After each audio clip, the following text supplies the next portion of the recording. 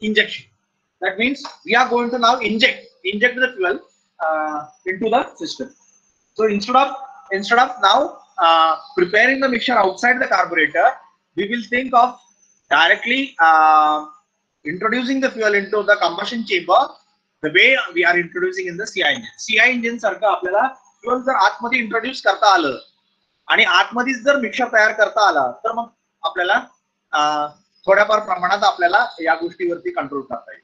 म्हणजे उदाहरणार्थ आपण जर समजा डायरेक्टली इंजेक्ट करू तर आपल्याला बाहेर मिक्सर करताना काय आपलं अडचण काय येते की आपल्याला ऍक्सेलरेशन मध्ये बघितलं आपण ऍक्सेलरेटर पेडर दाबला परंतु थोड्या काळासाठी आपल्याला एक डिप येते मग त्यावेळेला आपण एक ऍक्सेलरेशन सिस्टम ऍड करावं लागतं. बरोबर.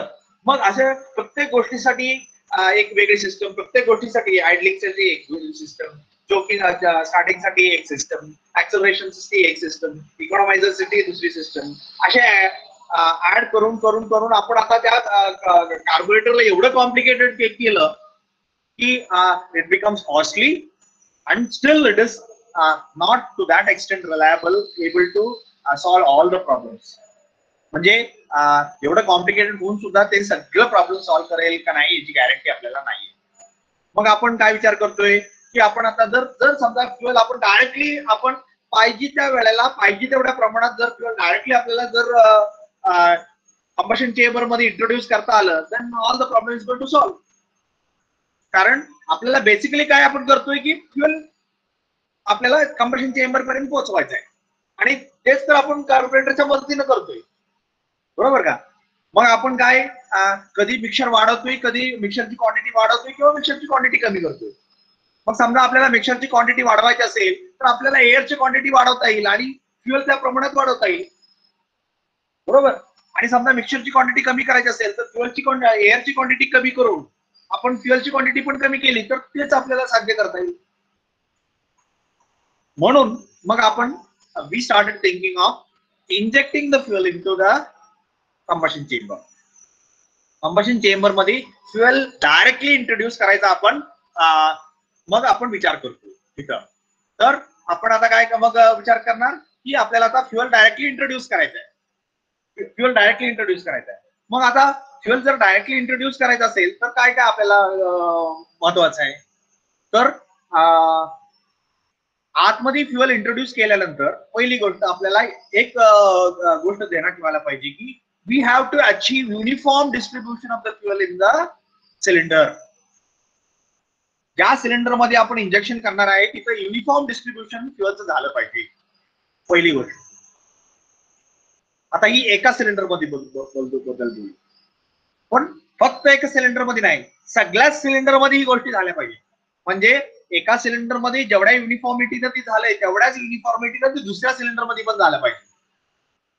म्हणजे एक तर एका सिलेंडर मध्ये थ्रू आउट युनिफॉर्म असलं पाहिजे आणि त्याच प्रमाणात युनिफॉर्मिटी सगळ्या सिलेंडर मध्ये आपल्याला मेंटेन करता आली पाहिजे. ही पहिली गोष्ट. दुसरी गोष्ट आता आपल्याला काय झालं अजून एक गोष्ट आपल्याला इथं लक्षात ठेवायला पाहिजे की आपल्याला नॉकिंग डिटोनेशन वगैरे नंतर शिकणार आहे आपण. तर ती नॉकिंग डिटोनेशन वगैरे होताना काम आहे. आता ती नॉकिंग डिटोनेशन वगैरे काय असतं तर बेसिकली एक ठराविक कंडिशन्स जर आपण फॉलो नाही केल्या तर आतमध्ये कंबशन चेंबरच्या आतमध्ये खूप मोठं एक्सप्लोजन होतं फ्युएलचं आणि त्याला आपण नॉकिंग किंवा डिटोनेशन असं म्हणतो. तर ती होता कामा नये. परत दुसरी एक गोष्ट आपल्याला काळजी घ्यायला पाहिजे आता म्हणजे इथे एक इफेक्ट मध्ये येते ते म्हणजे काय तर पूर्वी आपण एअर आणि फ्युएल मिक्सचर इंट्रोड्यूस करत होतो. बरोबर. तर म्हणजेच काय एका ठराविक व्हॉल्यूम जर आपण घेतलं तर त्यातलं एक ठराविक क्वांटिटी फ्युएल होतं आणि ठराविक क्वांटिटी एअर होती. परंतु आता देण्यात ठेवा आता पूर्णपणे एअर असणार आहे. कारण आता इंट्रोड्यूस जी काय करणार असेल ती पूर्ण एअर असेल आणि नंतर एक्स्ट्रा आपण फ्युएल आतमध्ये इंट्रोड्यूस करणार. म्हणजे त्या पद्धतीने आपल्याला तुमची इंडक्शन सिस्टम आहे त्यामध्ये चेंजेस करायला पाहिजे. कारण अगोदर आपल्याला जी काय इंडक्शन सिस्टम जी काय डिझाईन केलेली होती ती एअर फ्युएल मिक्सचर साठी डिझाईन केलेली होती. आता ती फक्त एअर साठी असणार कारण आता त्यातला फ्युएलचा पार्ट निघून गेला. बरोबर. तर ती एक बदल आपल्याला इन्क्लूड करावा लागणार आहे आपल्या सिस्टम मध्ये. तर या सगळ्या गोष्टी आपण ज्या वेळेला इन्क्लूड करू त्यावेळेला आपल्याला एक फ्युएल इंजेक्शन सिस्टम विचार करता येईल. मग इथं आपल्याला अजून काय काय लागेल या गोष्टीसाठी, तर एक फ्युएल पंप लागेल. Fuel from the pump is supplied through cold start injector with the help of A cold starting switch. बरं जाऊ दे, तिथं म्हणजे थोडक्यात काहीतरी एक इंजेक्टर लागणार जिथं आपल्याला इंजेक्शन करतोय, आणि एक पंप लागणार जे का आपल्या फ्युएलचं सप्लाय इंजेक्टरला देतो. म्हणजे सिलेंडर मध्ये एक इंजेक्टर पाहिजे, सिलेंडर मध्ये एक इंजेक्टर पाहिजे. इथं बघितलं तर इथे इंजेक्टर्स आहेत, इथं बघितलं तर इथं इंजेक्टर्स बसवलेत, इथं बघितलं तर इथे एक इंजेक्टर बसवला. तर आपण ही केस घेऊया, इथे एक इंजेक्टर आहे, किंवा इथे ही केस घेऊया, इथे एक इंजेक्टर आहे ते डायरेक्टली आपल्याला कंबशन चेंबरच्या आतमध्ये आपल्याला इंजेक्ट करतो. ही इंजेक्टर इथं डायरेक्टली इंजेक्ट करतोय, हा इंजेक्टर इथे इंजेक्ट करतोय, हा इंजेक्टर इथं डायरेक्टली इंजेक्ट करतोय. तर हे सगळे इंजेक्टर्स काय करते, डायरेक्टली इंजेक्शन करतात. आता ही इंजेक्शन करत असताना आपण म्हणलेले त्या सगळ्या गोष्टींची आपल्याला काळजी घ्यायला पाहिजे. बरोबर आहे, पहिली गोष्ट. दुसरी गोष्ट, हा आता इंजेक्टर कुठं बसवणार. आपण आता सध्या विचार काय करतोय की डायरेक्टली कंबशन चेंबरच्या आतमध्ये आपण इंजेक्ट करणार असं विचार करतो. परंतु आपल्याला माहिती आहे की अडचण एसआय इंजिन मध्ये ही आहे की आपल्याला ज्या वेळेला आपण एसआय इंजिनचं डिझाईन सुरुवातीला केलं त्यावेळेला आपण असं ब्रेक करून केलं की आपण मिक्सर बाहेर तयार आहे आणि आतमध्ये आणून त्याला फक्त पेटवायचे, कंबशन करायचं, म्हणजे आतमध्ये आल्यानंतर त्याला फक्त बर्न करायचं काम राहतं. परंतु आता काय आहे की आता आपण डायरेक्टली इंजेक्ट करतो इथं, म्हणजे आता आपल्याला थोडस एक्स्ट्रा टाइम लागणार आहे. कशासाठी एक्स्ट्रा टाइम लागणार आहे, कारण इथं इंजेक्शन झाल्यानंतर जी काय ॲटोमायझेशन होणार होतं फ्युएलचं, कारण ऑब्विसली ज्या प्रमाणात कार्बोरेटर मधून जेट मधून बाहेर येते तसंच इथं पण एका नोझल मधून बाहेर येते, आणि ती बाहेर येताना तिथं जसं ॲटोमायझेशन होतं तसं इथं पण ॲटोमायझेशन होतंय. तर ॲटोमायझेशन तर होतंय. आता ऑटोमायझेशन होत असताना आपल्याला ॲटोमायझेशन करत असताना आपल्याला ही पण लक्षात ठेवायला पाहिजे की आपल्याला तिथं ॲटोमायझेशन झालं पाहिजे, पूर्ण युनिफॉर्मली डिस्ट्रीब्यूट झालं पाहिजे, ॲटोमायझेशन झालं पाहिजे, वेपोरायझेशन झालं पाहिजे, एअर फ्युएल मिक्सचर तयार झालं पाहिजे, आणि त्याच्यानंतर बर्निंग झालं पाहिजे. तर आता आतमधल्या कॉम्प्लिकेशन्स वाढल्या. अगोदर ह्या सगळ्या कॉम्प्लिकेशन बाहेर होत्या, कारण आपण कार्बोरेटर मध्ये म्हणत होतो की तिथं फ्युएल आलं पाहिजे जेट मधून, तिथं ॲटोमायझेशन झालं पाहिजे, इव्हॅपोरेशन झालं पाहिजे, मिक्सचर तयार झालं पाहिजे, आणि ते मिक्सचर आपल्याला इंजिन मध्ये न्यायचं होतं. बरोबर. आता ह्या सगळ्या गोष्टी इथं होणार आहेत. म्हणजे पूर्वी डायरेक्टली आपण तयार रेडीमेड मिक्सचर आतमध्ये नेऊन फक्त पेटवत होतो. आता तसं नाहीये, आता आतमध्येच मिक्सचर तयार करणं पण आलं, आणि तयार करण्यासाठी इंजेक्शन, मग इंजेक्शन पासून स्टार्टिंग, म्हणजे फ्युएल इंजेक्शन आलं, म्हणजे ॲटोमायझेशन आलं, डिस्ट्रीब्युशन आलं, वेपोरायझेशन आलं, मिक्सचर प्रिपरेशन आलं, ते मिक्सचर विदिन इन्फ्लेमेबिलिटी लिमिट मध्ये आहे का नाही हे एन्श्योर करणं आलं, आणि त्याच्यानंतर त्याचं बर्निंग आलं आणि कंबशन आलं. तर आता आपल्याला आतमध्ये वेळ जास्त लागणार आहे. आता या प्रोसेससाठी जर वेळ आतमध्ये लागत असेल तर त्याचा डायरेक्ट परिणाम काय होईल, डायरेक्ट परिणाम काय होईल. Shubham Gandole, Shubham Gandole, can you unmute. Yes sir. हा, काय होईल आता. आता मी दोन्ही गोष्टी सांगितल्या, एकात आपण डायरेक्टली मिक्सचर आतमध्ये नेऊन पेटवतोय, आणि एकामध्ये आतमध्येच फ्युएल नेऊन इंजेक्ट करतोय आणि मिक्सचर तयार करतोय. तर काय दोन्ही मध्ये काय फरक पडेल. शुभम, शुभम अनम्यूट करा. सर समजलं नाही. काय समजलं नाही. आता ह्यात काय न समजण्याजोगं काय आहे शुभम. हा सर, न समजण्याजोगं काय आहे शुभम. एका केस मध्ये आपण म्हणतोय की मिक्सचर तयार करून सिलेंडरच्या आतमध्ये नेलं, दुसऱ्या केस मध्ये आपण काय म्हणालो, मिक्सचर फ्युएल डायरेक्टली आतमध्ये इंजेक्ट केलं, तिथंच मिक्सचर तयार केलं आणि तिथं बर्न केलं. या दोन्ही गोष्टींमध्ये काय फरक पडणार आहे.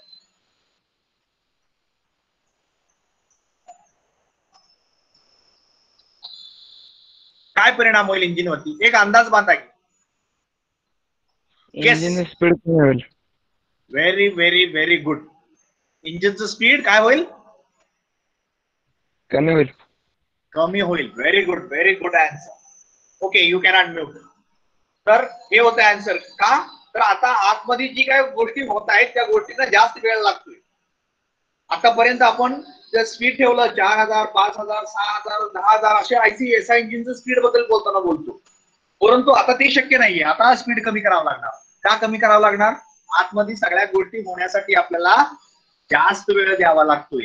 कारण आतमध्ये आपण फ्युएल इंजेक्ट करतोय, त्याच्यानंतर ॲटमायझेशन होतंय, त्याच्यानंतर इव्हॅपोरेशन होतंय, त्याच्यानंतर मिक्सचर प्रिपरेशन होतंय आणि त्याच्यानंतर बर्निंग होतंय. आता एवढ्या सगळ्या गोष्टी आतमध्ये व्हायच्या असेल तर ऑब्व्हियसली तुमचा या प्रोसेससाठी जास्त वेळ द्यावा लागणार. म्हणजेच तुमचा वेळ हा जास्त लागणार. म्हणजे प्रत्येक सायकलला वेळ कंप्लीट होण्यासाठी जास्त वेळ लागणार.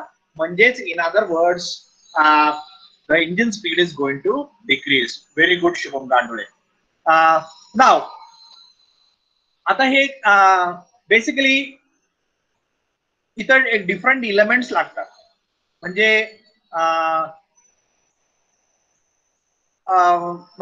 काय ऑब्जेक्टिव्ह असतात आपल्याला फ्युएल इंजेक्शन ज्या वेळेला आपण बोलतो त्यावेळेला काय ऑब्जेक्टिव्ह आपल्याला अचीव्ह करायचे असतात.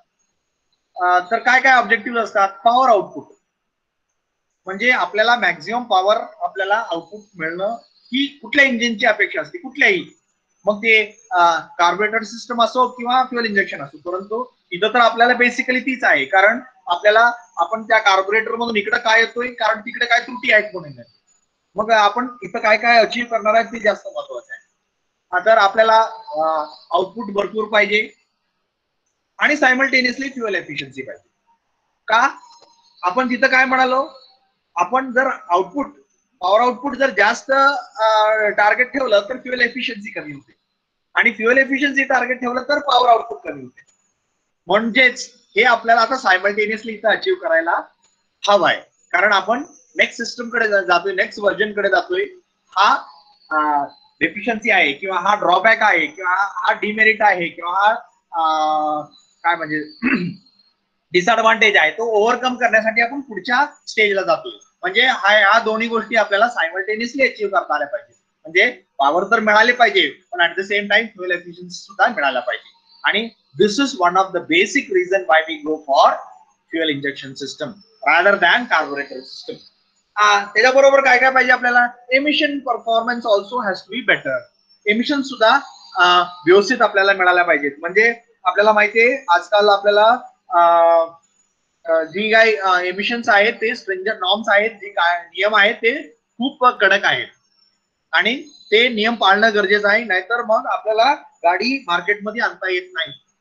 तर म्हणून आपल्याला ही नॉर्म्स जर आपल्याला उभे करता येत नसेल, पाळता येत नसेल, जर जी नॉर्म्स आहेत ते आपल्याला फुलफिल होत नसतील, then we are unable to bring that engine to the market. So emission performance is again a very important parameter. Ability to accommodate alternative fuels ही सुद्धा एक ऑब्जेक्टिव्ह आहे. म्हणजे nowadays we are discussing about lot of alternative fuels like we have hydrogen, we have ethanol, we have methanol, we have so many other fuels. Okay, like LPG or certain gases like biogas, something like so many alternative fuels are there. मग ह्यातले कुठलेही जे alternative fuels आहेत ते सुद्धा आपल्याला use करता येणं अपेक्षित आहे. Then reliability and smooth operation. Reliability म्हणजे काय? रिलायबिलिटी म्हणजे एखाद्या गोष्टीवर आपण किती अवलंबून राहू शकतो. म्हणजे अवलंबून राहणं म्हणजे काय इथं, की आपल्याला ज्या गोष्टी त्याच्याकडून अपेक्षित आहेत तर आपल्याला त्याची खात्री आहे की त्या मिळतील आपल्याला, त्याला रिलायबिलिटी म्हणतात. म्हणजे आपण म्हणतो बघा की कसं तुझ्यावर विश्वास ठेवायचा, कारण त्यांना आपल्याला कुठल्या तरी एका महत्वाच्या क्षणी एका आपली जी महत्वाची रिक्वायरमेंट आहे ती फुलफिल केलेली नसते, म्हणून आपण त्याला काय म्हणतो, तुझा कशावर विश्वास ठेवायचा. म्हणजेच आपण इनडायरेक्टली आपण काय म्हणतोय की त्याची रिलायबिलिटी कमी आहे, त्या माणसाची रिलायबिलिटी कमी आहे. तसंच इथं इंजिन बद्दल बोलताना काय आहे की इंजिनची रिलायबिलिटी म्हणजे काय, ज्या वेळेला आपल्याला जास्त पॉवर पाहिजे त्यावेळेला त्याने जास्त पॉवर दिली पाहिजे, ज्या वेळेला आपल्याला फ्युएल एफिशियन्सी पाहिजे त्यावेळेला त्याने फ्युएल एफिशियन्सी दिले पाहिजेत. म्हणजे जे ज्यावेळी अपेक्षित आहे ती त्यावेळी फुलफिल करणं त्याला म्हणजे रिलायबिलिटी म्हणतात. तर reliability and smooth operation, operation smooth पाहिजे. जनरली आपल्याला माहिती आहे डिझेल इंजिनचा आवाज जास्त असतो आणि पेट्रोल इंजिनचा आवाज कमी असतो. मग आता पेट्रोल इंजिन मधला कन्सेप्ट इथं वापरतोय फ्युएल इंजेक्शन, मग इथं पण आवाज वाढणार का? कदाचित वाढू शकतो. मग त्यामुळे आपल्याला स्मूथ ऑपरेशन सुद्धा एन्श्युअर करायचं आहे. म्हणजे जसं पूर्वी आपण इंजिन सायलेंटली स्मूथली चालायचं तसंच आपल्याला एसआय इंजिन आता फ्युएल इंजेक्शन असताना सुद्धा चालायला पाहिजे. Initial and maintenance cost should be low.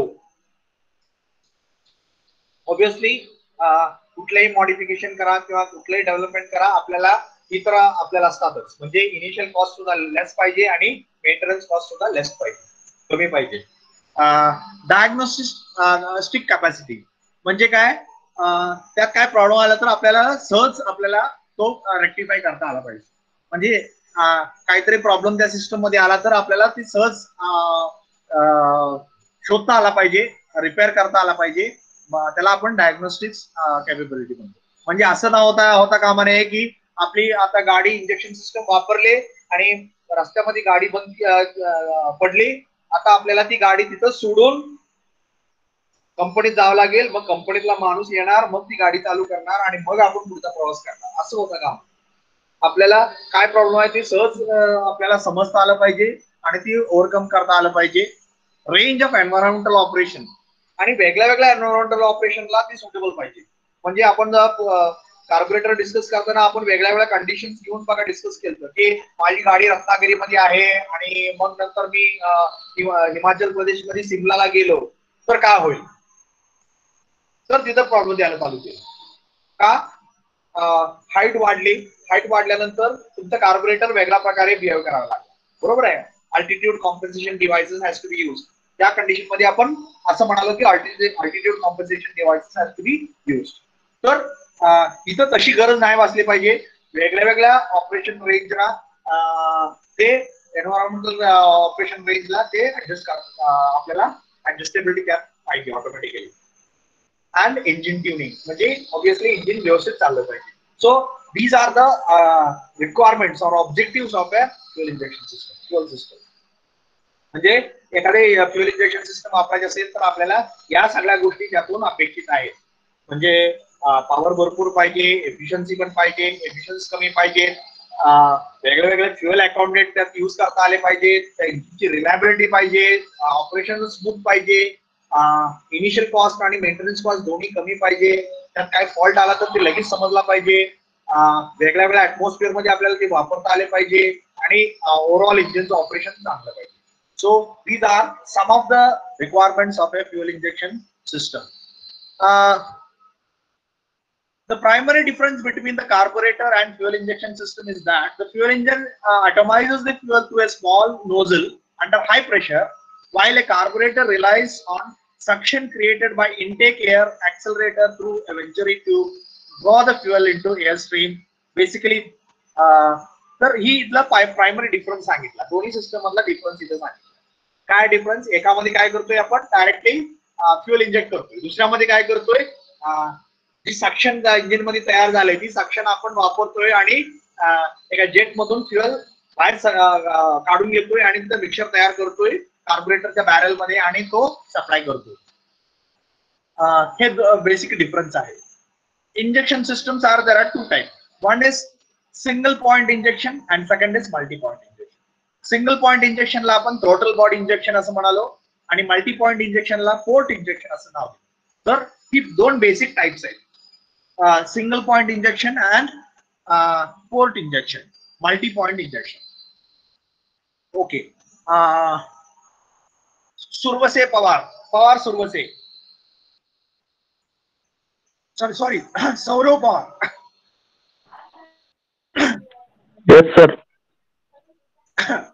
Carburetor system आणि इंजेक्शन सिस्टम मधला फरक काय? सर थोडस लक्ष दिलं नव्हतं, अजून एकदा सांगा. कसं असं प्रश्न विचारलाय की प्रत्येकानं जर म्हणायला चालू केलं की तर तुम्ही काय म्हणला ते समजलं नाही तर याचा अर्थ काय निघतो सौरभ? हा, आणि ती पण सकाळ सकाळी, संध्याकाळी असेल तर मी पण समजू शकतो. बरं, तुम्हाला जेवढं काय समजलंय आजपर्यंत, जे काय समजलंय तेवढ्यावर अंदाज करून जे काय सांगता येईल ते सांगा. एक कार्बोरेटर सिस्टम आणि एक फ्युएल इंजेक्शन सिस्टम मध्ये फरक काय आहे? म्हणजे फ्युल फ्युल इंजेक्टर आहे ना, हा हा म्हणजे फ्युलला म्हणजे त्यातून म्हणजे जेटामधून म्हणजे तिथून फ्युल बाहेर येत असतं. बर. आणि ते म्हणजे एखाद म्हणजे त्या चेंबर मध्ये जर एअर एंटर केली हा तर त्या एअर मध्ये असणारी हिट मुळे ते इंजेक्टर मधून जे येणार फ्युल आहे ना, हा ते ते फ्युल इव्हॅपोरेट होत असतं. बर. हा, मी दोन्ही मधला फरक विचारला तुम्हाला, कार्बोरेटर सिस्टम आणि इंजेक्शन सिस्टम मधला. आताही तुम्ही बोललेलं कशामध्ये लागू पडतंय? मध्ये कार्बोरेटर सिस्टीम. कार्बोरेटर मध्ये. बर, आणि मग इंजेक्शन सिस्टम मध्ये काय? इंजेक्शन सिस्टम मध्ये काय आता?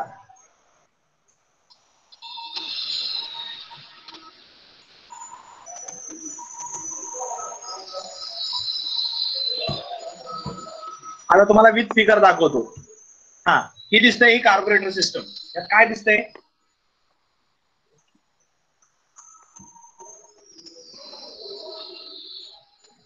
काय दिसतंय? इथं हा, इथं साईडला एक कार्बोरेटर आहे फ्युल. हा, बरोबर बरोबर, समोर बोला एक, की. आणि त्याच्या समोर एक असं थ्रोट वॉल टाईप दिलेलं आहे, तिथून म्हणजे डिवाइड केलेलं आहे असं फ्युल. ही वॉल, म्हणजे या सिस्टीम, हा ही वॉल काय? या ही सिस्टीम, टोटल वॉल आहे, ऍक्सिलेटरला हा कनेक्ट केलेला. हा, हे उघडलं की म्हणजे इथं जसं मिक्सर आहे ती इंटेक इथं मॅनिफोल्डला जाणार, हा, इंजिन आणि कडे जाणार. इथून डिवाइड केलेलं आहे इथून 4 पार्ट मध्ये. हा, वेगळ्या वेगळ्या सिलेंडरला जातोय. हा, इथून फक्त आपण एअरच पास करू शकतो. बर, ठीक आहे. ही झाली काय कार्बोरेटर सिस्टम. आता ही हा, फ्युएल इंजेक्शन सिस्टम. यात काय दाखवलंय? इथं इंजेक्टर बसवलं सर. बर, आणि वरनं काय येते मग? एअरचा फ्लो यायलाय. हा, म्हणजे डायरेक्टली एअर आतमध्ये सिलेंडर मध्ये घेतली आणि त्याच्यामध्ये फ्युएल इंजेक्ट केलं. हा, बरोबर. हे कुठं होतंय? हो. कंबशन चेंबर मध्ये होतंय. आणि या सिस्टम मध्ये काय आहे? इथंच एअर घेतली, इथं मिक्सर तयार केलं आणि इकडे जाताना ती मिक्सरच जाते.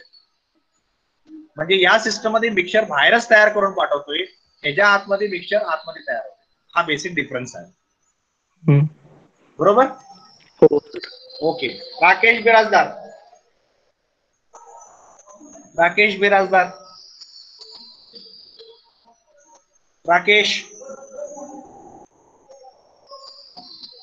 काय झालं राकेश? Rakesh, yes sir. हा, काय डिफरन्स आहे येस सर. दोन्ही सिस्टम मधला? कार्बोरेटर सिस्टम सर आणि, त्यामध्ये हा बोला बोला.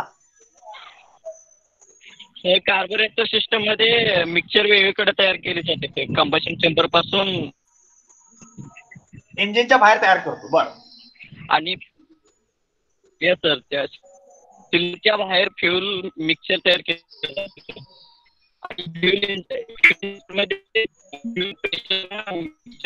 कंबशन चेंबर मध्ये तयार केले जाते. बरं, ठीक आहे. Very good, very good. Okay, thank you. तर आपण आता 2 टाईपचं आता डिस्कस केलं. 2 टाईप कुठल्या कुठल्या आहेत? खाडीलकर, सॉरी खांडलकर, गौरव, खांडलकर ना, गौरव, गौरव, गौरव खांडलकर.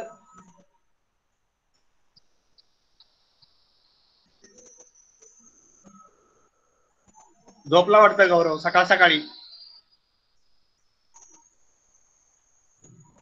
गौरव झोपला, रोल नंबर 3 झोपला. बरं, ठीक आहे. ऋतुजा कापसे, हा, कुठल्या कुठल्या टाइप्स आहेत इंजेक्शन सिस्टम मधले? आपण आता डिस्कस केलं, तुमच्या स्क्रीनवर दिसतात बघा. सिंगल पॉइंट अँड मल्टी हा पॉइंट. बरं ठीक आहे. Okay you can unmute. Single point मध्ये आपण काय करतोय की एका पॉइंटला फ्युल इंजेक्ट करतोय. बरोबर, एका पॉइंटला म्हणजे एका ठिकाणीच आपण ते इंजेक्ट करतोय म्हणून आपण त्याला सिंगल पॉइंट इंजेक्शन म्हणतो.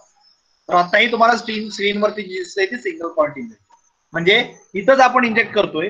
म्हणजे इथं आपण कार्बोरेटर वापरून मिक्सर तयार करायच्या ऐवजी इथं आपण काय केलंय की इंजेक्टर बसवून आता पाहिजे त्या प्रमाणात फ्युएल इंजेक्ट करतोय.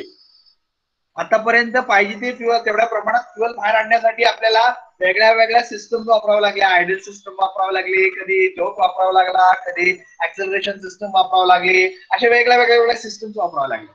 आता आपण काय केलं, हे सगळं न करता जेवढं आपल्याला इंजेक्ट करायचं आहे तेवढं आपण ह्या इंजेक्टर वापरून ठराविक प्रमाणात क्वांटिटी डायरेक्टली इंजेक्शन करतोय आणि आपल्याला पाहिजे तेवढी एअर सप्लाय करता येते.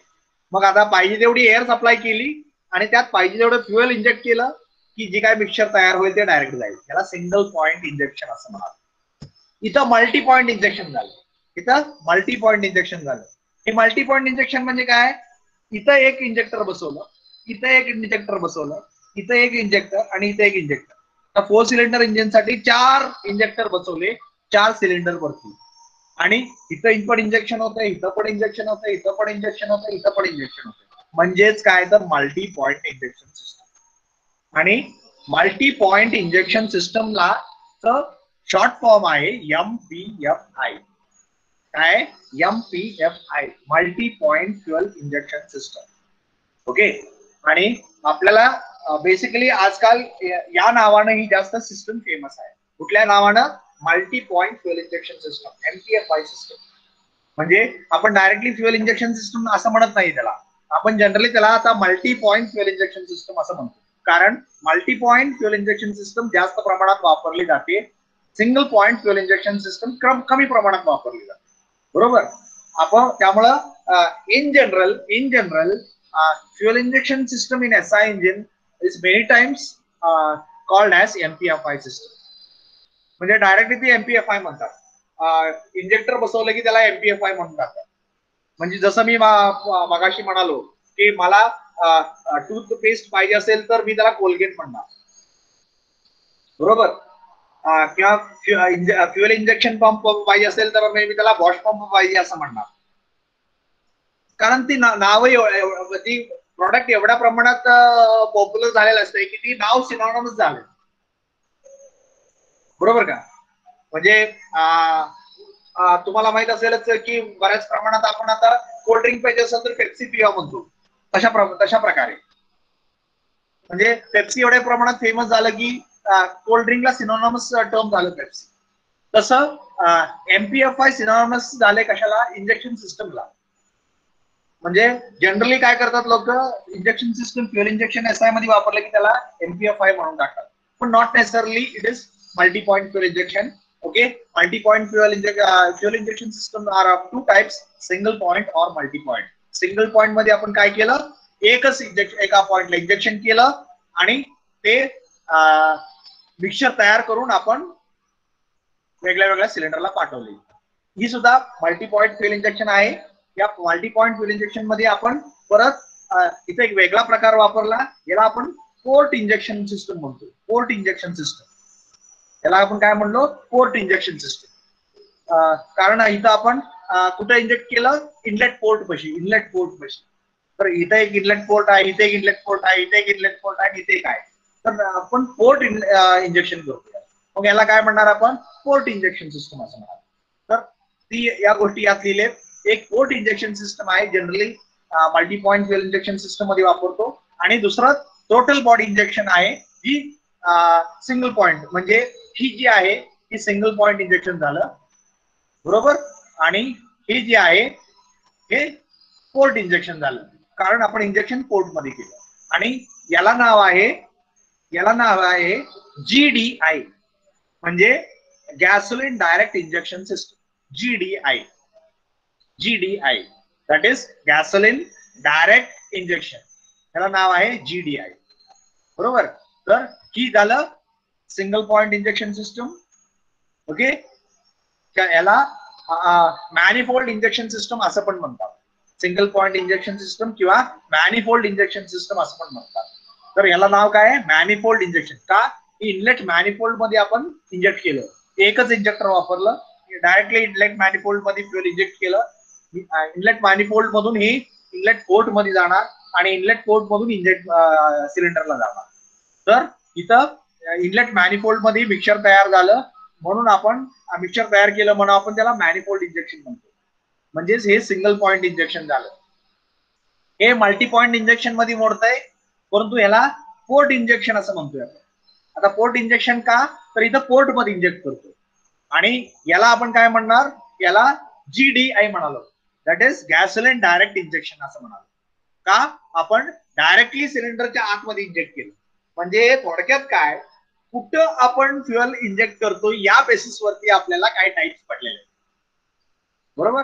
इंजेक्ट आता फ्युएल इंजेक्शन करतोय या म्हणून आपण त्याला इंजेक्शन सिस्टम म्हणालो, परंतु फ्युएल कुठे इंजेक्ट केली? हे काय? Manifold injection. का? मॅनिफोल्ड मध्ये इंजेक्शन केलं. हा सिंगल पॉइंट इंजेक्शन असं पण नाव आहे.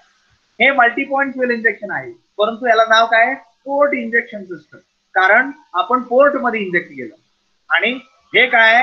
GDI गॅसोलिन डायरेक्ट इंजेक्शन, ही सुद्धा मल्टी पॉइंट फ्युएल इंजेक्शन आहे, परंतु GDI टाइप. GDI का? gasoline is directly injected into the combustion chamber. Gasoline is directly injected into the combustion chamber. तर ही त्याच्या 3 महत्वाच्या टाइप्स आहेत फ्युएल इंजेक्शनच्या. Fuel injection in SI system मधले 3 महत्वाचे प्रकार आहेत. One is manifold injection, second is port injection and third is GDI.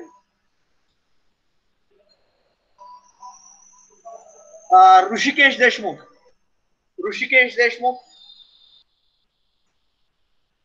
Yes sir. कुठल्या कुठल्या फ्युएल इंजेक्शनचे 3 प्रकार कुठले कुठले?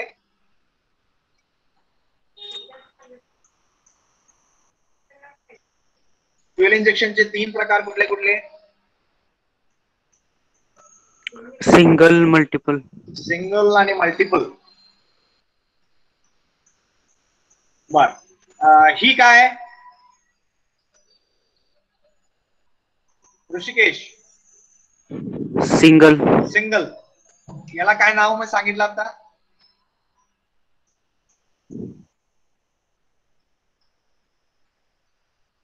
Manifold injection. काय नाव आहे?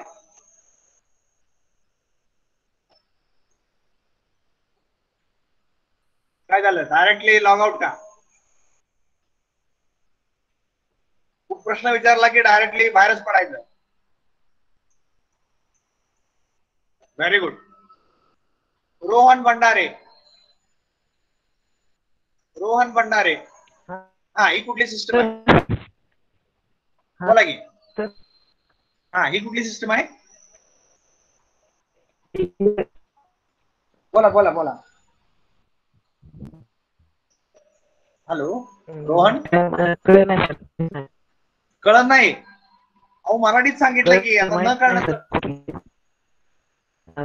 कसं हो रोहन? आता मराठीत सांगून सुद्धा जर तुम्हाला कळत नसेल तर काय करायला पाहिजे?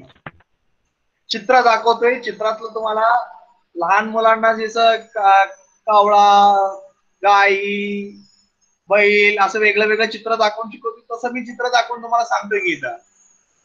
हा रोहन लक्ष देत नाहीये, त्याचा अर्थ असा आहे. बर, अजून एकदा सांगतो तर लक्ष ठेवा सगळ्यांनी. हे सिंगल पॉइंट इंजेक्शन सिस्टम. तर सिंगल पॉइंट इंजेक्शन सिस्टमला दुसरं नाव काय आहे? Manifold injection system. हे सगळं कशाचे प्रकार आहेत? Injection systems in SI engines. Fuel injection systems in SI इंजिनचे प्रकार आहेत.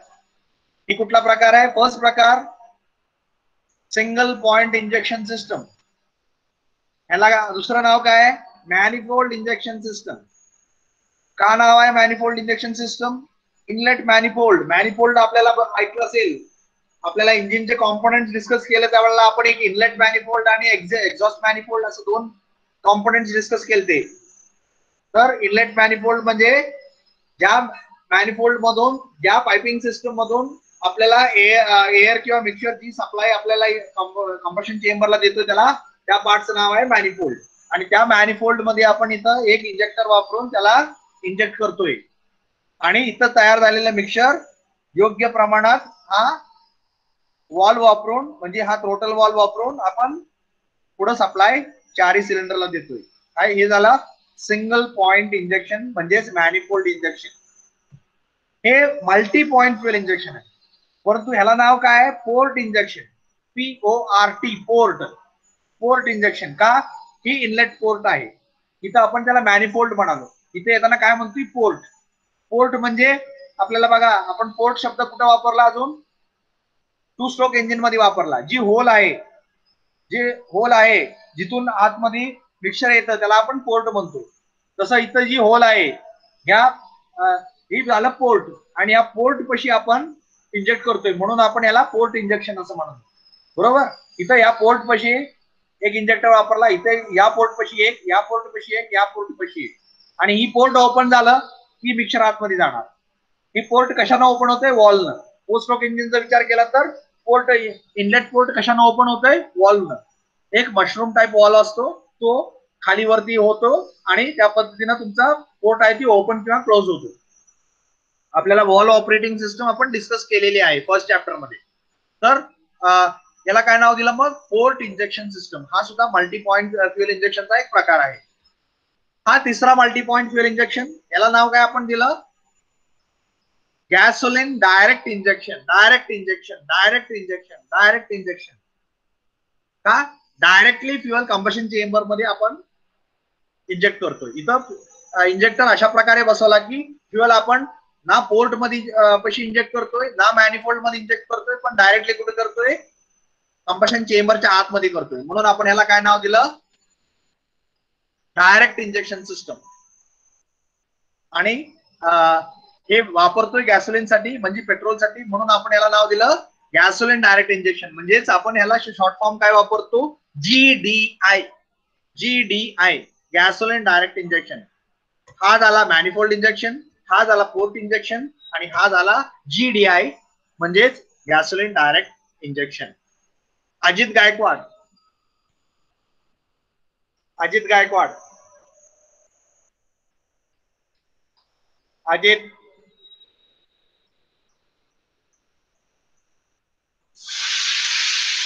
अजित. अजित झोपला का?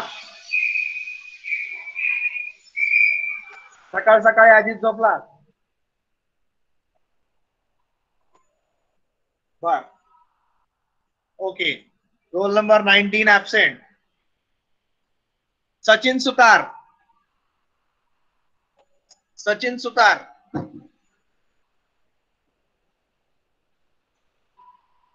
Role number 18.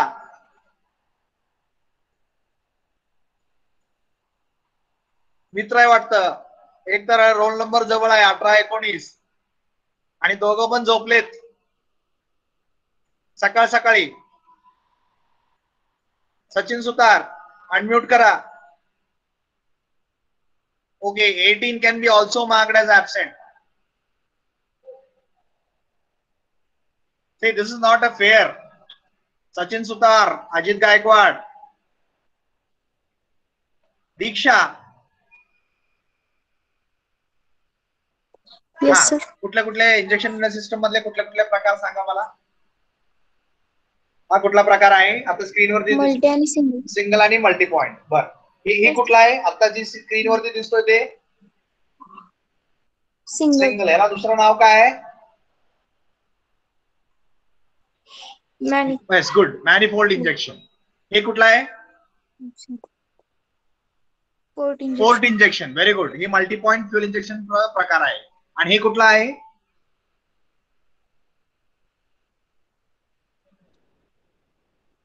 GDI. Very good. So very good, Diksha. You can unmute. So the three types are the first one was the manifold injection, the second one is the port injection, and third one is the direct injection or GDI type, that is gasoline direct injection type. Okay, I hope everybody understood the three types. And but remember the basic classification is single point and multi point. So in single point we have this type, and in multi-point this type or this type. Both type falls under multi-point fuel injection system. Okay, because here why multi-point fuel injection system name? We are injecting the fuel at multi points. एकापेक्षा जास्त पॉइंटला आपण fuel inject करतोय म्हणून multi point fuel inject.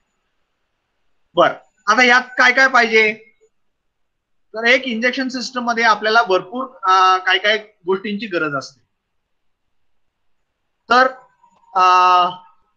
Port injection, throttle body injection, GDI हे सगळं झालं.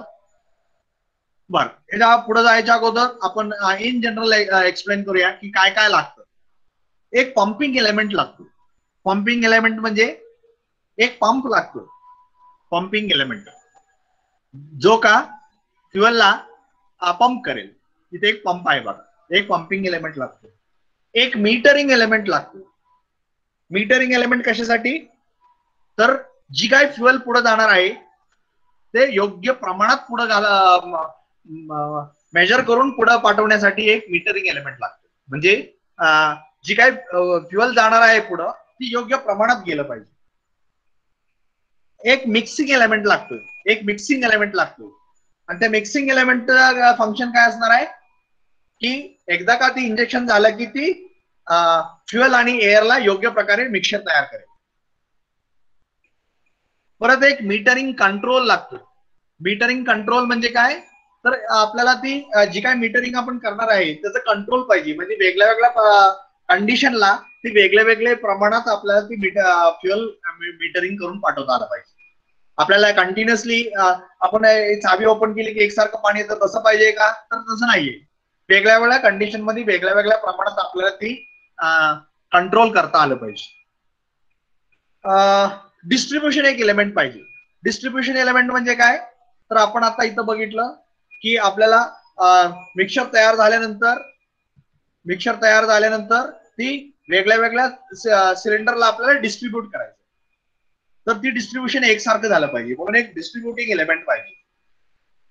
त्याच्यानंतर टायमिंग एलिमेंट पाहिजे. एक टायमिंग एलिमेंटला पाहिजे. टायमिंग एलिमेंटचं काय?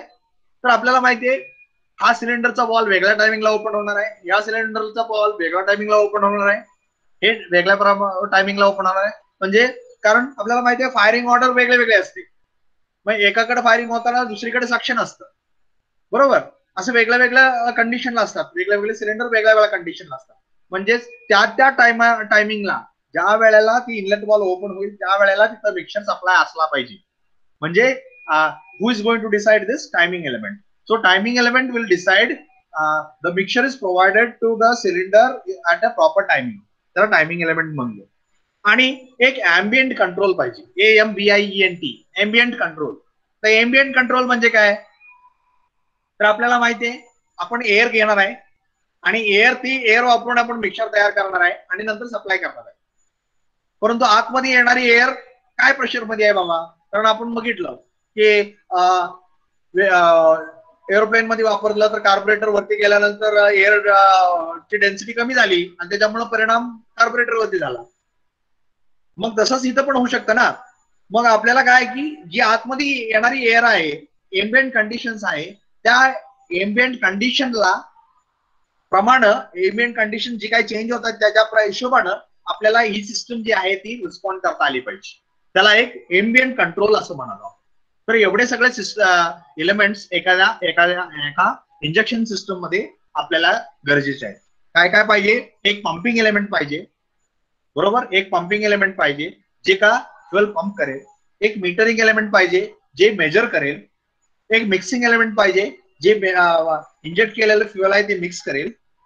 परंतु एक मीटरिंग कंट्रोल पाहिजे. त्या कंट्रोल योग्य प्रमाणात योग्य वेळी मिक्सचर तयार करून पुढे पाठवण्यासाठी कंट्रोल एलिमेंट पाहिजे. उदाहरणार्थ कंट्रोल एलिमेंट इथं काय आहे? इथं ही थ्रोटल वॉल आहे.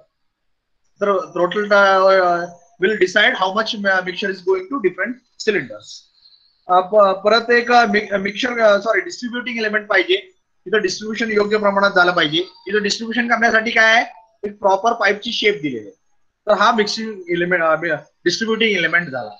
टायमिंग कंट्रोल पाहिजे. टायमिंग कंट्रोल साठी आपण काय केलं?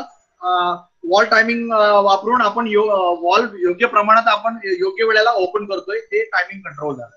एम्बियंट कंट्रोल झालं. एम्बियंट कंट्रोल काय आहे की जसं ज्या प्रमाणात एअर आतमध्ये येते त्याचे टेम्परेचर काय आहे, त्याचे प्रेशर काय आहे हे सेन्स करून त्या हिशोबाने आपल्याला चेंजेस करता आला पाहिजे, म्हणजेच एम्बियंट कंट्रोल.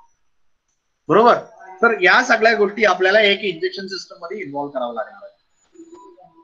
तर आपण काय डिस्कस केलं, काय components of A fuel injection system discuss केले. कुठले कुठले कॉम्पोनंट्स असतात. एक let me check out whether I have put any slide where I have named this. No, I have not put the slide regarding the names of this particular elements. Just for your information, pumping element पाहिजे, जे काय pump करा आपल्याला योग्य प्रमाणात, योग्य quantity मध्ये, योग्य प्रेशर मध्ये आपल्याला ते इंजेक्टरला सप्लाय करेल फ्युएल. एक त्यासाठी एक पंप पाहिजे, एक मीटरिंग एलिमेंट पाहिजे, एक मिक्सिंग एलिमेंट पाहिजे, एक मीटरिंग कंट्रोल पाहिजे, एक मिक्सचर कंट्रोल पाहिजे, एक डिस्ट्रीब्युटिंग एलिमेंट पाहिजे, एक टायमिंग कंट्रोल पाहिजे आणि एम्बियंट कंट्रोल पाहिजे. एवढ्या सगळ्या गोष्टी आपल्याला एका फ्युएल इंजेक्शन सिस्टम मध्ये पाहिजे. आता या सगळ्या गोष्टी होण्यासाठी बेसिकली आपण काय करतो मग, तर आपण इलेक्ट्रॉनिक्स वापरतो. आणि आता ही इलेक्ट्रॉनिक्स कशा प्रकारे मग वर्क करणार, तर आपण या सगळ्या गोष्टी एक ECU इलेक्ट्रॉनिक कंट्रोल युनिट वापरून वर्क करणार. मग आता या इलेक्ट्रॉनिक कंट्रोल युनिट म्हणजे काय, तर electronic control unit is a electronic unit which is going to tell the injector regarding how much fuel at what pressure and for what amount of time it has to inject. म्हणजे किती वेळ injection करायचं आहे, किती pressure मध्ये करायचं आहे आणि किती फ्युएल इंजेक्ट करायचं आहे, या सगळ्या गोष्टींचं जी कंट्रोल करणार आहे संदीप इंगळे.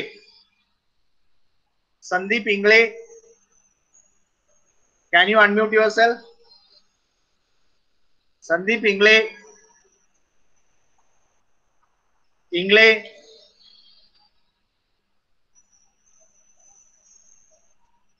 संदीप इंगळे. सुयोग जाधव.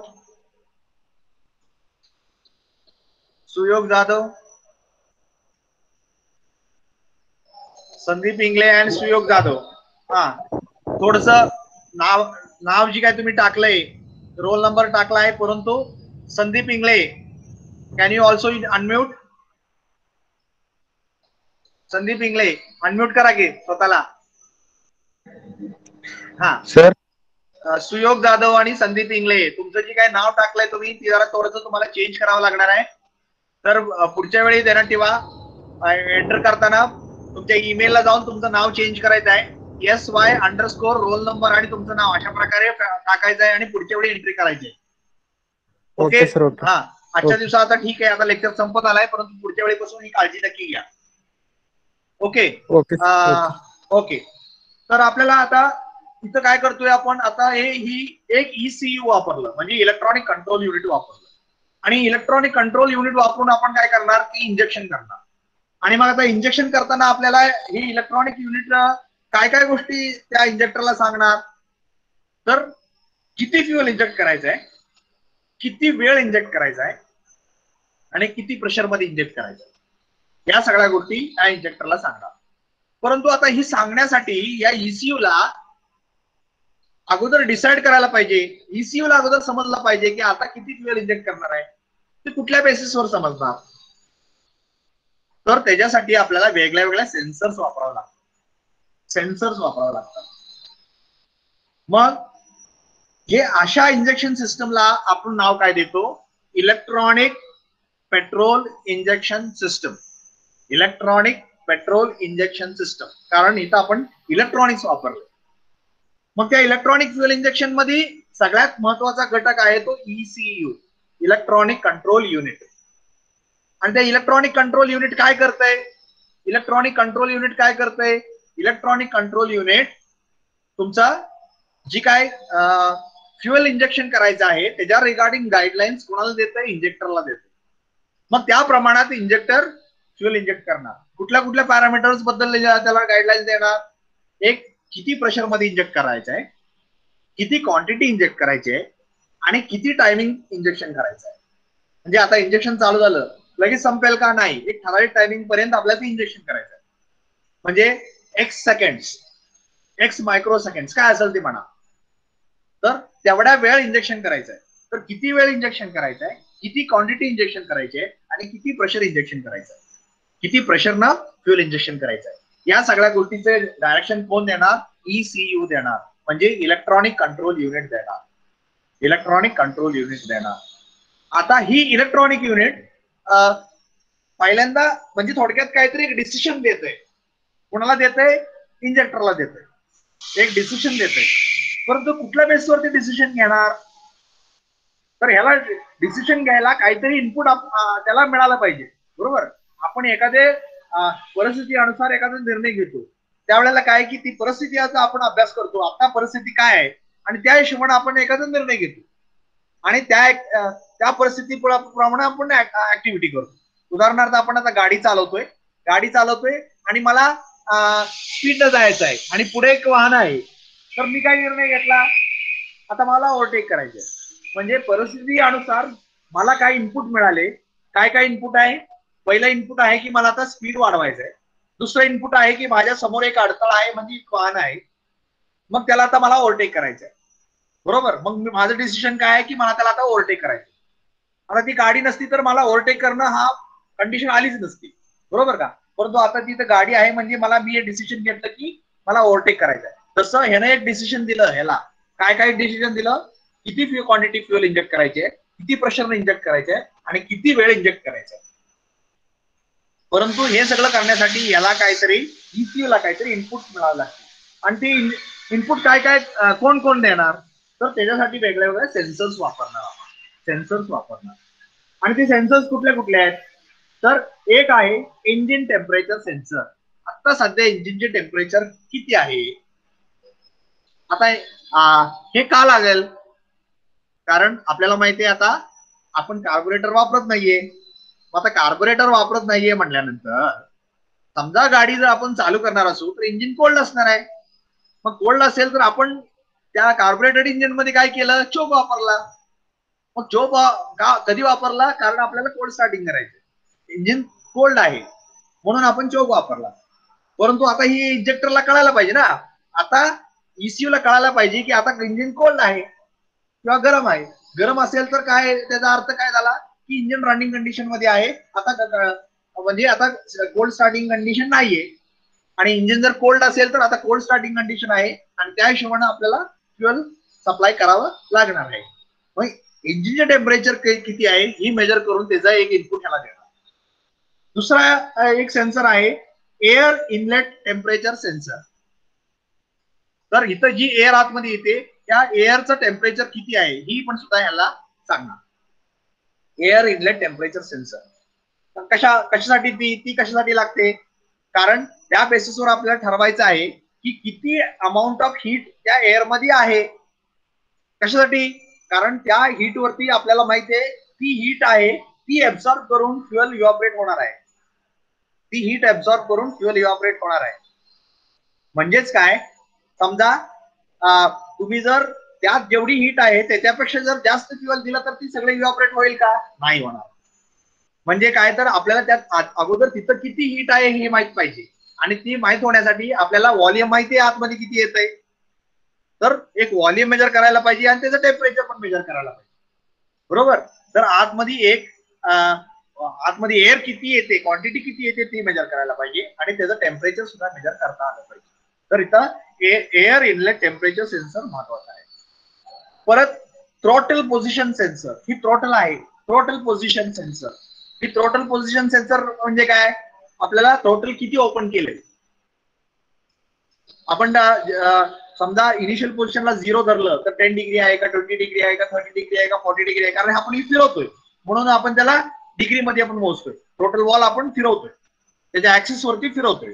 म्हणून आपण त्याला डिग्री मध्ये मोजतो. तर 10 डिग्री ओपन करायचं आहे का 20 डिग्री ओपन करायचं आहे का 30 डिग्री 90 डिग्री ओपन केलं तर फुल ओपन झालं, बरोबर. आणि 0 डिग्री असेल तर पूर्ण क्लोज झालं. मग टोटल किती ओपन करायचं आहे? मग त्यासाठी आपल्याला एक सेन्सर पाहिजे. कुठलं? त्याचं नाव आहे total position sensor. Total position sensor म्हणजे टोटल आता कुठल्या पोझिशनला आहे, 1 डिग्रीला आहे, 10 डिग्रीला आहे, 15 डिग्रीला आहे, 20 डिग्रीला आहे, किती डिग्री ओपनला आहे. कारण त्या हिशोबानं आतमध्ये व्हॉल्यूम येणार आहे, आतमध्ये क्वांटिटी येणार आहे. तर ती क्वांटिटी ठरवण्यासाठी आपल्याला टोटलचं पोझिशन कुठली आहे हे ठरवावं लागणार आहे. का? त्या हिशोबानं क्वांटिटी आतमध्ये जाणार आहे. परत तसंच एअर जी येणार आहे त्याचं टेम्परेचर मेजर केलं, पण व्हॉट अबाउट प्रेशर? कारण तेवढीच क्वांटिटी एअर आतमध्ये जर रत्नागिरीमध्ये आली आणि तेवढीच क्वांटिटी एअर आतमध्ये सिमलामध्ये आली तर रत्नागिरीमध्ये जी काही क्वांटिटी येणार आहे त्याच्यामध्ये ऑक्सिजन जास्त असणार आहे आणि तेवढीच क्वांटिटी सिमलामध्ये आतमध्ये आलेल्या एअरमध्ये ऑक्सिजन कमी असणार आहे, कारण तिथं डेन्सिटीचा फरक पडलाय. आणि या डेन्सिटी आपल्याला समजण्यासाठी आपल्याला प्रेशर माहित पाहिजे. तर मग आपल्याला काय पाहिजे? एक मॅनिफोल्ड प्रेशर सेन्सर पाहिजे. जी आतमध्ये येणार आहे. इथं जसं टेम्परेचर सेन्सर आहे तसं एक प्रेशर सेन्सर सुद्धा पाहिजे. त्याला आपण मॅनिफोल्ड प्रेशर सेन्सर असं म्हणालो. मॅनिफोल्ड म्हणजे इनलेट मॅनिफोल्ड. इनलेट मॅनिफोल्ड मध्ये जी एअर येते त्याचं प्रेशर किती आहे आणि त्याचं टेम्परेचर किती आहे या दोन्ही पॅरामीटर आपल्याला माहित पाहिजे. अजून एक गोष्ट माहित पाहिजे, कॅम शाफ्ट पोझिशन सेन्सर. कारण आपण इथं डिस्कस केलं की वेगळ्या वेगळ्या सिलेंडरला वेगळ्या वेगळ्या वेळेला आपल्याला ओपन करायचं आणि हे कुठल्या बेसिसवरती आपण ठरवणार आहे?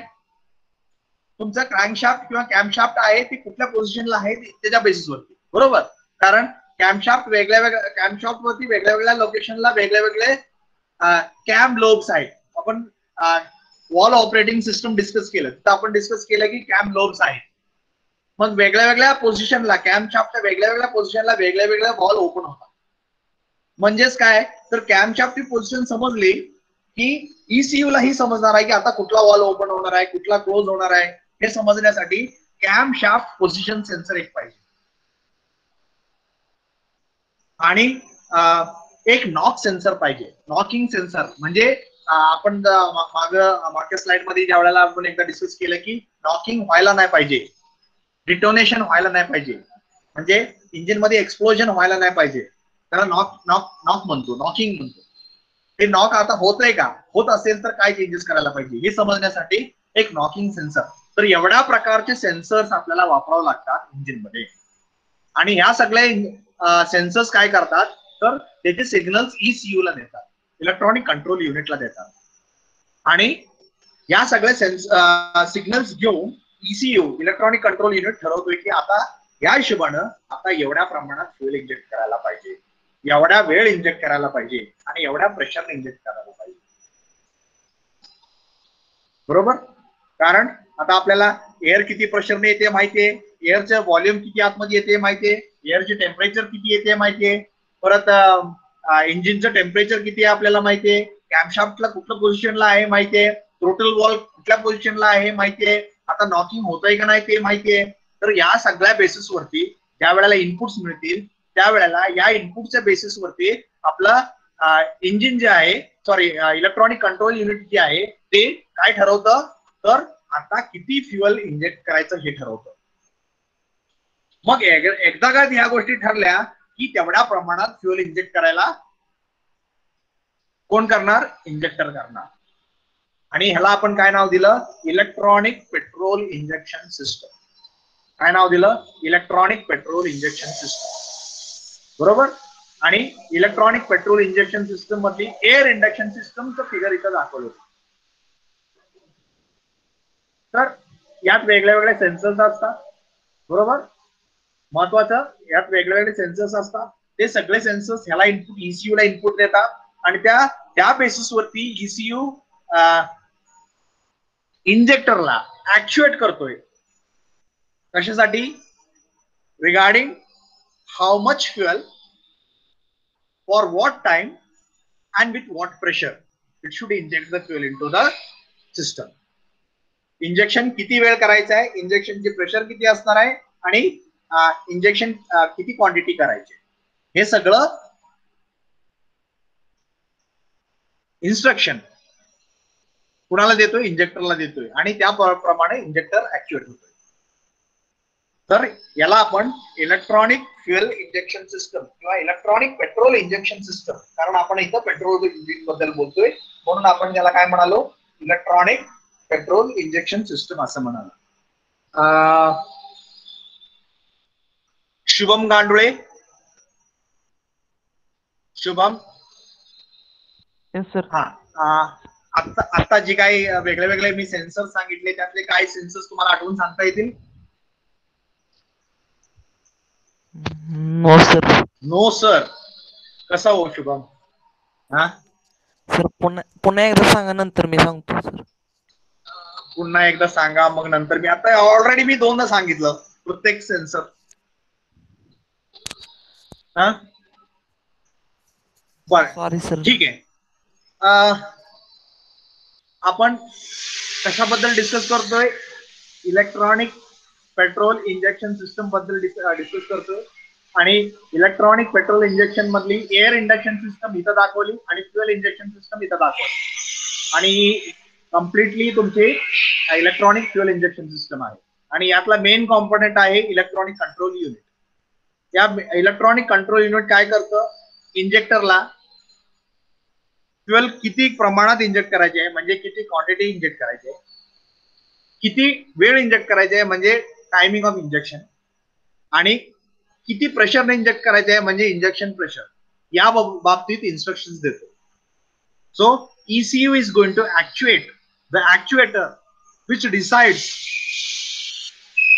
the quantity of injection, the timing of injection and the pressure of injection.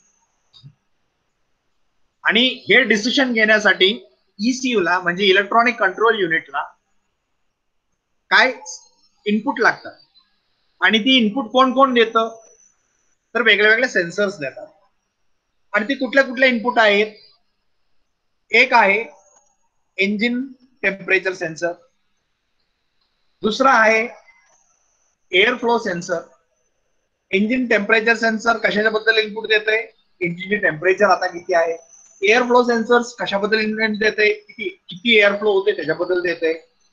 Air inlet temperature sensors काय इनपुट देते? आता आतमध्ये येणारी जी एअर आहे त्याचं टेम्परेचर काय देते. टोटल पोझिशन सेन्सर, आता टोटल किती उघडलंय जेणेकरून मिक्सर आतमध्ये किती जाणार आहे हे ठरवता येईल, त्याचा इनपुट देते. मॅनिफोल्ड प्रेशर सेन्सर, आतमध्ये येणारी जी एअर आहे ती किती प्रेशरने येते, त्याचं प्रेशर काय आहे त्याच्याबद्दल इनपुट देते. कॅम्पशाफ्ट पोझिशन सेन्सर, जी काय कॅम्पशाफ्ट आहे जे वॉलला ऑपरेट करते, opening and closing of the वॉलला ऑपरेट करते, त्या कॅम्पशाफ्टची पोझिशन काय कुठली आहे आता सध्या त्याच्याबद्दलचं इन्फॉर्मेशन देते. आणि नॉक सेन्सर आहे जे आता इंजिन मध्ये नॉकिंग होतंय की नाही ते सांगते. तर एवढ्या प्रकारचे सेन्सर ज्या वेळेला जे इनपुट देतात ECU ला, इलेक्ट्रॉनिक कंट्रोल युनिटला, त्या बेसिस वरती इलेक्ट्रॉनिक कंट्रोल युनिट काय ठरवतोय की आता किती प्रमाणात फ्युएल इंजेक्शन करायचं आहे, किती वेळ इंजेक्शन करायचं आहे आणि किती प्रेशरने इंजेक्शन करायचं आहे, या पॅरामीटर्स ठरवतो. आणि त्या प्रकारे इंजेक्शन होतं. आणि मग इंजेक्टर तेवढ्या प्रमाणात फ्युएल, तेवढ्या वेळेला फ्युएल आणि तेवढ्या प्रेशरने फ्युएल सिलेंडर मध्ये इंजेक्ट करतंय आणि मग इथं मिक्सर तयार होते. नाव Shubham, back to you. Yes sir. हा सांगा आता. हा सर, सेन्सर मध्ये इलेक्ट्रॉनिक टेम्परेचर सेन्सर, नंतर manifold position sensor, electronic fuel sensor, electronic fuel sensor, total position sensor आणि electronic fuel sensor. Electronic fuel sensor. बर सर. बर बर बर. Avinash Jadhav, can you unmute? Yes sir. हा, आपल्याला इंजिन टेम्परेचर सेन्सर का वापरायचे? To provide air fuel mixture of definite temperature. नाही, आपल्याला एअर आतमध्ये येणारी टेम्परेचर काय आपण डिफाईन करून पाठवत नाही, एवढ्या आतमध्ये टेम्परेचरला पाठवायची. परंतु आतमध्ये येणारे टेम्परेचर किती आहे ही मेजर करून आपण त्याचं इन्फॉर्मेशन आपण ह्याला देतोय. तर ती का देतोय आपण?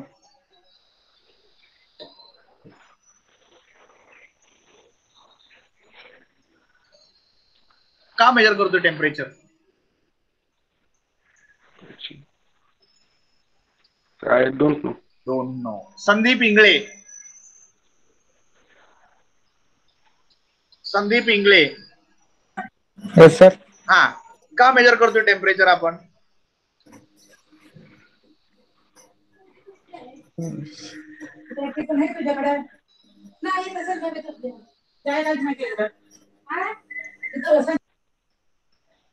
संदीप इंगळे, काहीतरी बोला.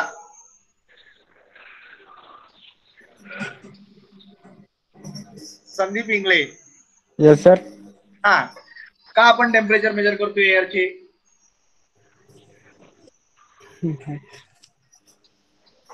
माहित नाही सर. माहित नाही. सुयोग जाधव. Suyog, roll number 22, Suyog Jadhav.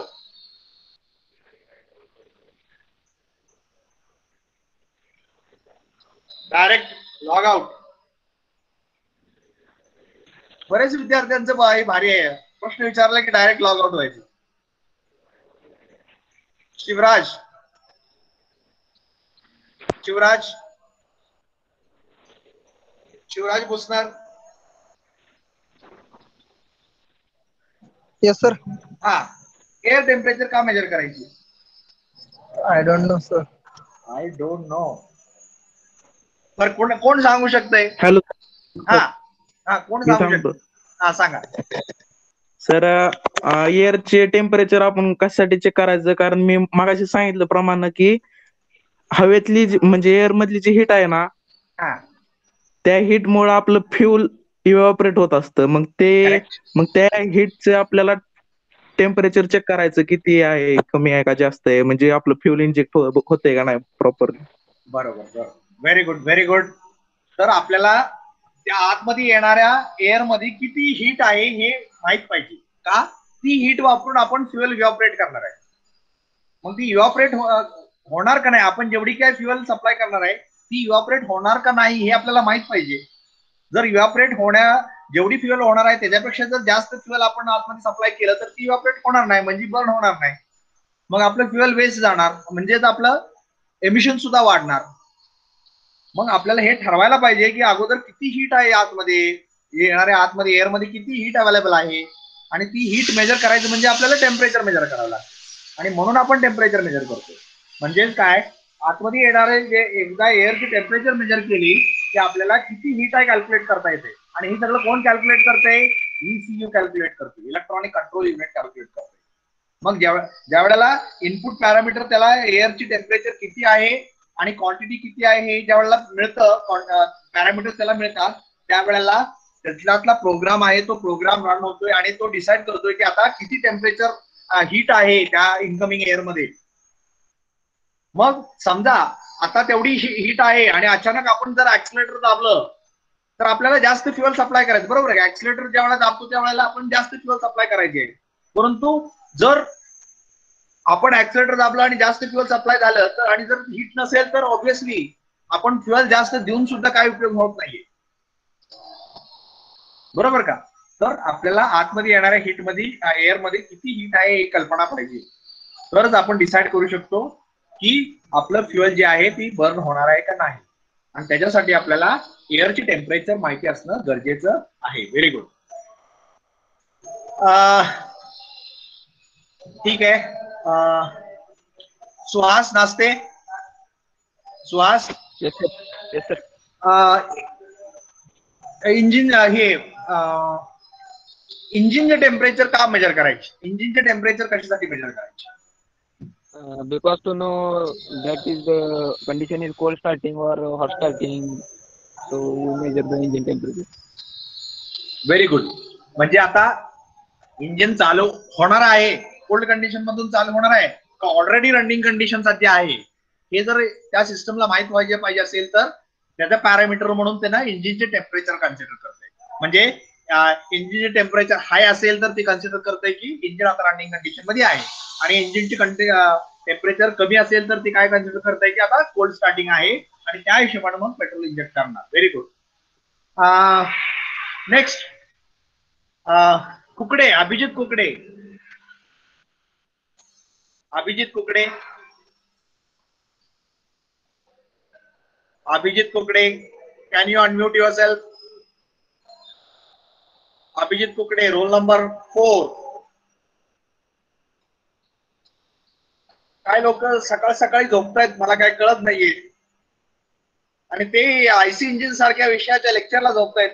हे त्याच्याहून मोठं पुढचं विशेष गोष्ट आहे.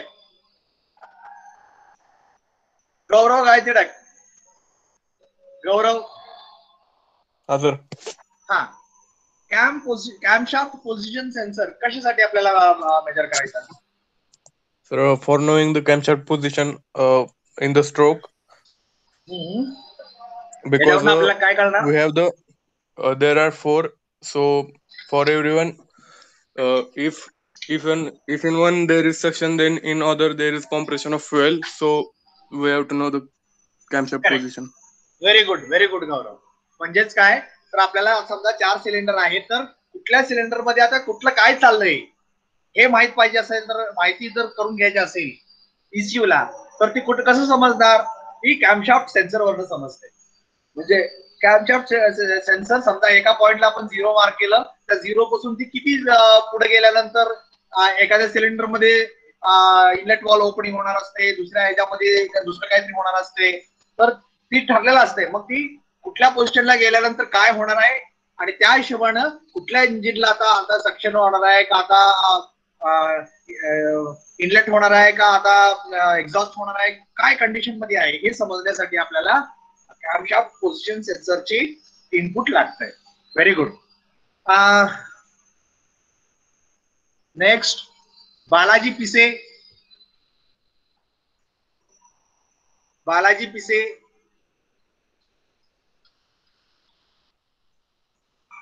बालाजी पिसे, कॅन यू अनम्यूट? हा, नॉक सेन्सर कशासाठी पाहिजे? KNOCK, knock sensor. काय हरकत नाही, मी सांगतो. नॉकिंग नावाचा एक प्रकार असतो इंजिन मध्ये, म्हणजे एक्सप्लोजिव्ह कंबशनला आपण नॉकिंग कंबशन म्हणतो. म्हणजे एक स्फोट होतोय आतमध्ये, इंजिनच्या आतमध्ये फ्युअल व्यवस्थित न बर्न होता एक स्फोट होऊन बर्न होतोय, तर त्याला आपण नॉकिंग असं म्हणतो. तर सध्या इंजिन मध्ये नॉकिंग होतोय का नाही हे सांगण्यासाठी आपल्याला नॉक सेन्सर लागतोय. Can you repeat?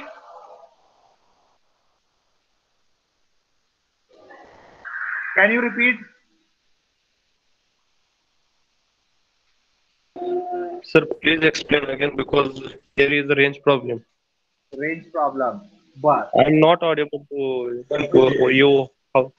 You what to speech? म्हणजे सकाळपासून जे काय चाललंय ते सगळं हे झालं का? काय थोडंफार ऐकलं, काय झालं? No sir, no sir, no sir. Sometimes there is a range problem there because the voice is glitching. Your voice glitching there because my range problem, not yours. Okay. तर काय असतं की इंजिन मध्ये ज्या वेळेला कंबशन होतं, तर कंबशनचं 2 प्रकार आहेत. एक नॉर्मल कंबशन आणि एक नॉकिंग कंबशन. नॉर्मल कंबशन म्हणजे व्यवस्थित कंबशन होतंय. नॉकिंग कंबशन म्हणजे एक्सप्लोजिव्ह कंबशन होतंय, एक स्फोट होतोय आतमध्ये, त्याला नॉकिंग कंबशन असं म्हणतात. मग आता सध्या कसलं कंबशन चालू आहे इंजिनच्या आतमध्ये? नॉर्मल कंबशन चालू आहे का नॉकिंग कंबशन चालू आहे हे सांगायला पाहिजे. कारण नॉकिंग कंबशन असेल तर एक्सप्लोजन होतंय, आणि मग ते एक्सप्लोजनची जर आपल्याला इंटेन्सिटी कमी करायची असेल तर फ्युएल कमी करायला पाहिजे, बरोबर का? तर ही डिसिजन कोण घेणार आहे? ECU घेणार आहे. मग ECU ला हे माहित पाहिजे की आता नॉकिंग होतंय का नाही, नॉर्मल कंबशन होतंय का नॉकिंग कंबशन होतंय हे कोणीतरी सांगायला पाहिजे ECU ला. आणि त्याच्यासाठी आपण काय लावलं? एक नॉक सेन्सर लावला. त्याला नाव काय आहे? Knock sensor.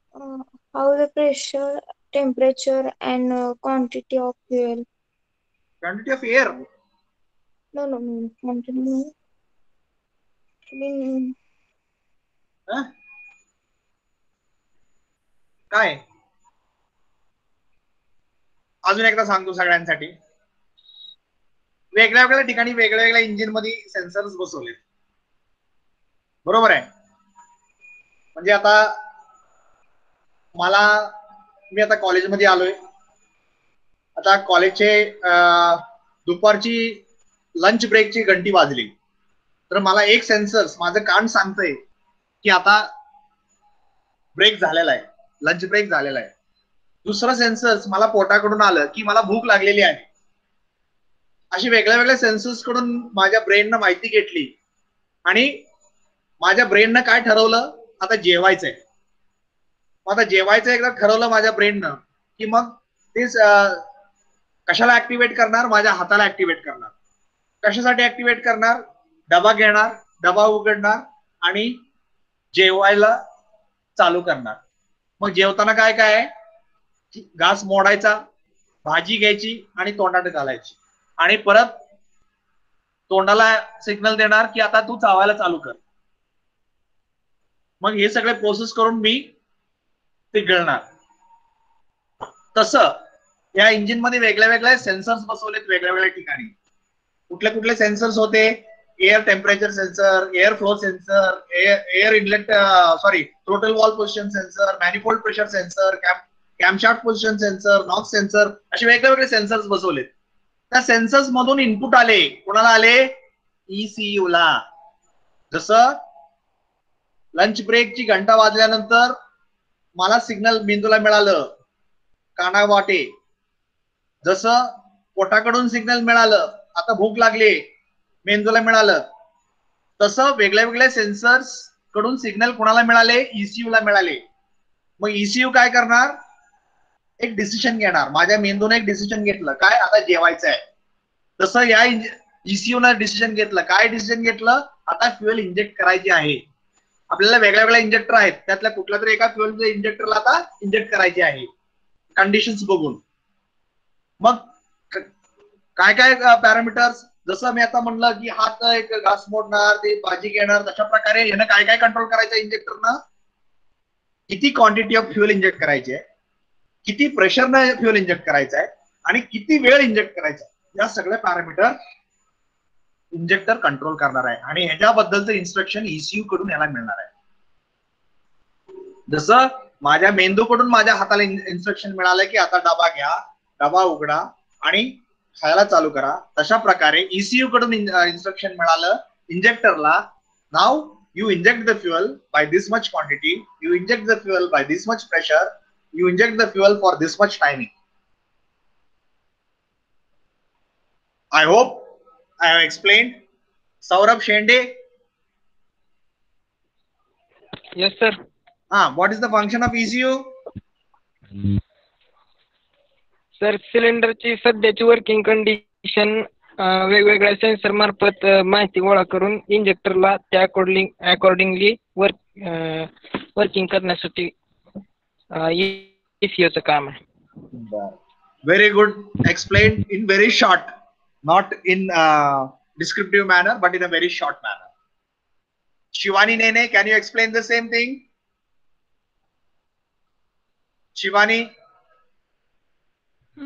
Yes, sir. Can you explain now ECU, function of ECU?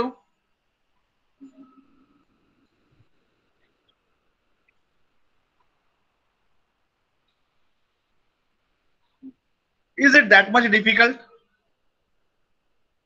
No, sir. Then you explain whatever is. Let me understand that you are what extent you have understood. आता मी मराठीत सांगितलं तुम्हाला, समजलंय पण मला सांगा येत नाही. असं कसं आहे, समजलंय पण सांगता येत नाही, मग कसं चालेल? Unless you express whatever you understood, how it is, what is the use of understanding then? थोडक्यात काहीतरी सांगा. आता एवढ्या वेळा एक्सप्लेन केलं, मी स्वतः एक्सप्लेन केलं, बरेच जणांनी एक्सप्लेन केलं, थोडं काहीतरी सांगा. चला. म्हणजे सेन्सर कडनं सिलेंडरला माहिती मिळते की आपलं फ्यूल म्हणजे गरज आहे एनर्जी फ्यूलची आणि एअर टेम्परेचर, आणि त्यामुळे ECU मधून फ्यूल टेम्परेचर आणि एअर इंजेक्टर मधून सिलेंडर मध्ये पास होतो. ठीक आहे. Sainath Kharade. Sainath Kharade, can you explain function of ECU?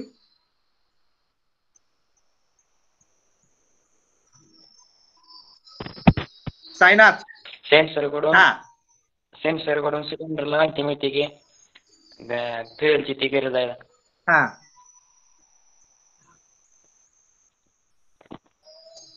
असं आहे का? ठीक आहे. Okay, today it is enough. We can explain once more in the next lecture regarding. मी इथं एक वेगळे फिगर टाकतो आणि मग एक्सप्लेन करतो. That will help you in understanding.